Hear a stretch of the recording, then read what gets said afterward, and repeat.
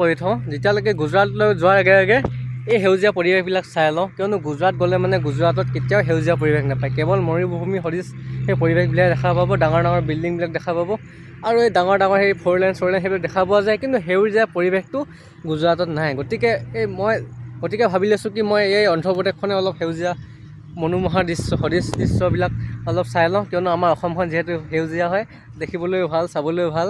গতিকে ভাবিলোঁ আৰু এই এনেকুৱা এটা ফিলিংছ পাবলৈ আৰু সময় আছে, গতিকে মই অন্ধ্ৰপ্ৰদেশতে অসমৰ ফিলিংছটো লৈ থওঁ, কিয়নো জন্মস্থানৰ সমান কেতিয়াও সমান হ'ব নোৱাৰে অন্ধ্ৰপ্ৰদেশখন, কিন্তু আমাৰ অসমত জন্মগ্ৰহণ কৰিছোঁ, গতিকে অসমখন আমাৰ কাৰণে, গতিকে অসমখন মোৰ কাৰণে বহুত মহান। গতিকে অসমৰ দৰে কোনো এখন জিলা হ'ব নোৱাৰে, কোনো এখন বিদেশো হ'ব নোৱাৰে, অসমখনে মোৰ কাৰণে শ্ৰেষ্ঠ আৰু অসমত জন্মগ্ৰহণ কৰিছোঁ। গতিকে অসমৰ যি মনোমোহা দৃশ্য আমি বাহিৰলৈ গ'লে মানে সেইবিলাক আমি প্ৰচাৰ কৰোঁ, লগৰবিলাকো কওঁ যেতিয়া নেকি তহঁতি যদি নৰ্থ ইষ্ট যাওঁ তেন্তে নিশ্চয় এবাৰ অসম ভ্ৰমণ কৰিবি বুলি কওঁ।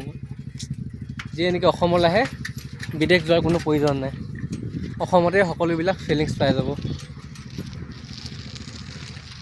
আৰু মই বৰ্তমান আহিলোঁ সেই ক্ৰিকেট খেলা এটা ঠাই এইডোখৰতে কেতিয়াবা আমি আহি কিনে ক্ৰিকেট খেলিছিলোঁ, আৰু এই ক্ৰিকেট বৰ্তমান আজি খেলা নাই, মানুহবিলাক অলপ ব্যস্ত হৈ আছে চাগে, সেইটো কাৰণে মই ভাবিলোঁ চাইকেলখনকে লৈ ইয়াত পালোঁহি।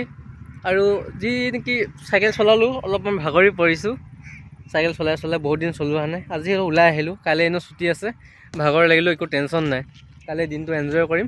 ভিডিঅ'টো চাগে আজি এডিট কৰিলে মানে কাইলৈ আপলোড দিম, ছানডে দিনাখন, কাইলৈ ছেটাৰডে হয়, গতিকে কাইলৈ আপলোড দিবলৈ চেষ্টা কৰিম।